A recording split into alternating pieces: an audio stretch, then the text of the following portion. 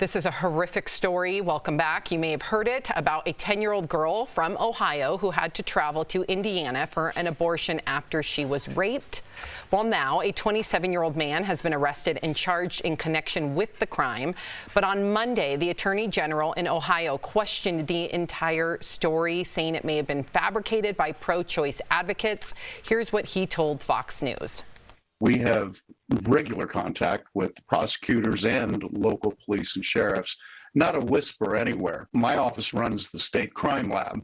Any case like this, you're going to have a rape kit, you're going to have biological evidence, and you would be looking for DNA. There is no case request for analysis that looks anything like this.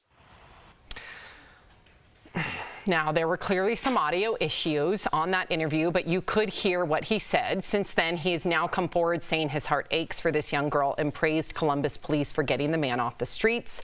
So what do you all think about this story and the way that it was publicized by both the right and the left? Erica. Yeah, this is a child, not a case study. And this is a victim in very real time. And I think when we are having these conversations that takes the humanity out of the abortion debate, we also are making people into case studies. What I really want to say about this is a lot of people have been on the, we'll say from the pro-choice side, that maybe you should be more responsible when you're having sex.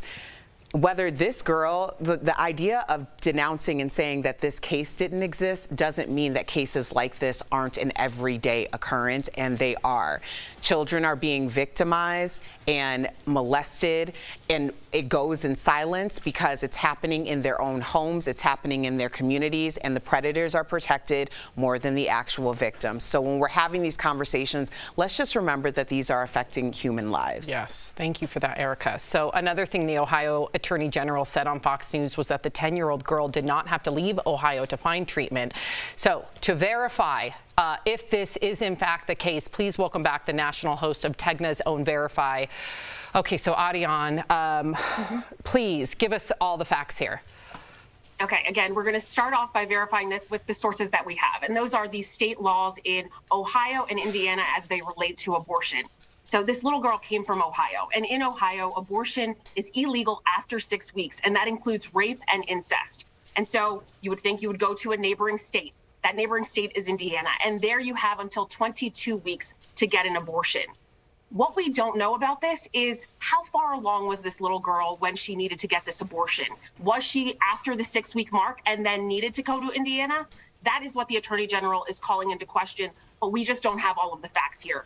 We would need to know the health of the child. And so what the AG was alluding to is that there are certain exceptions within Ohio law that would allow for some abortions when the mother's life or the child's life is in danger.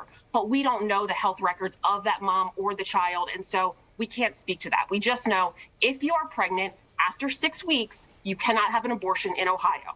And in Indiana, that is at 22. I can only imagine really quickly that a 10-year-old, you know, based on when we've spoken to medical professionals, that a 10-year-old's body is not set up to carry and deliver a child, that could fall under the life being at risk, which the federal law would supersede the state law. But it's just, all of it is just absolutely abhorrent.